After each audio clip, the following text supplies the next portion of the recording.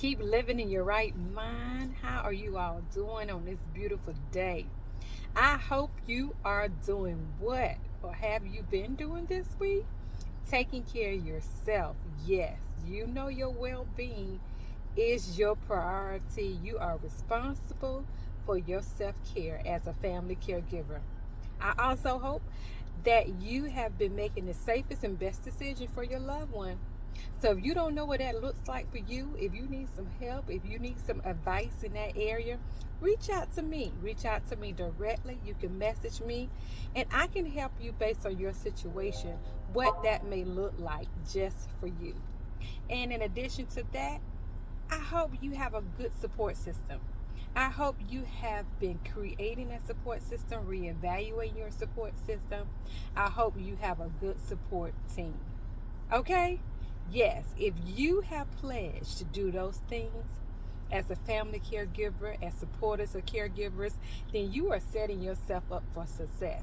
Yes, you are.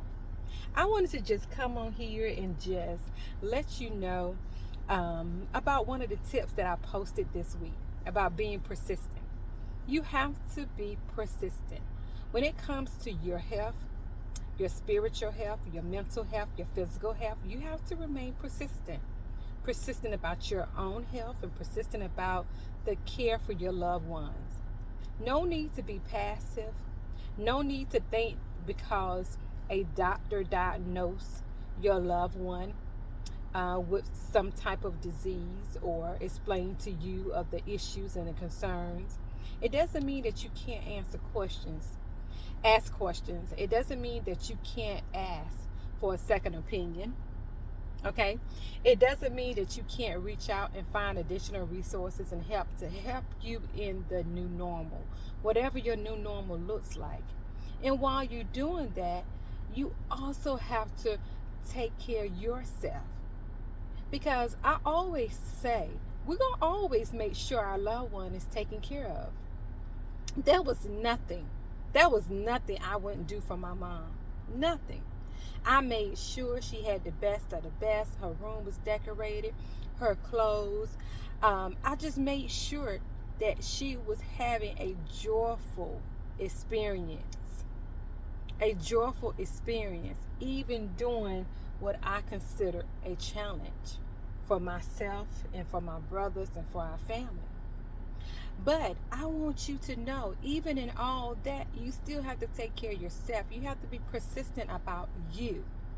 You have to be persistent about you, about your spiritual, about your mental, and about your physical health. The numbers are rising, you all.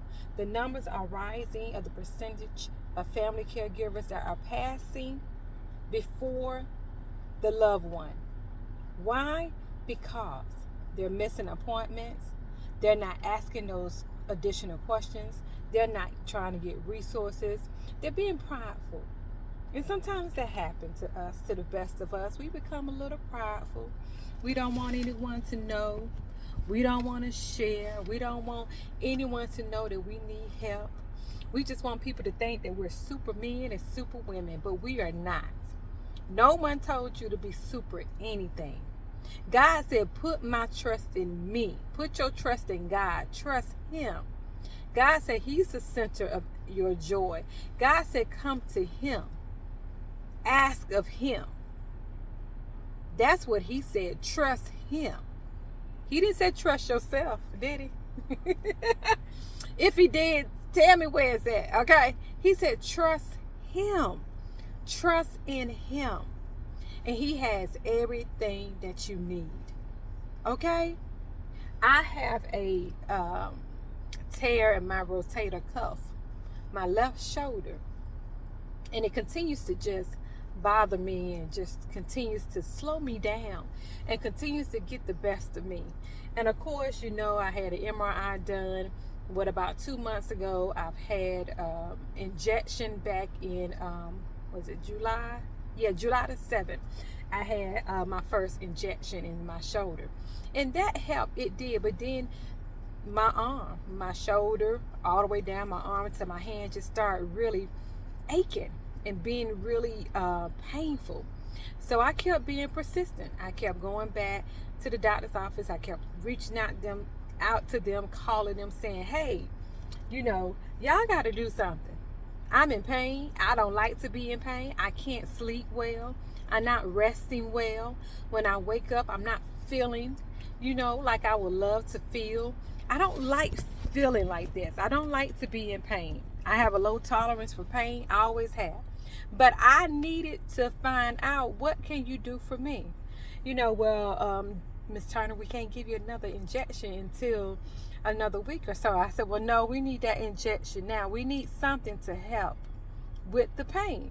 I don't like taking a lot of medication, because if I take something and I go to bed too late, then it takes a while for that pain medication to get out my system.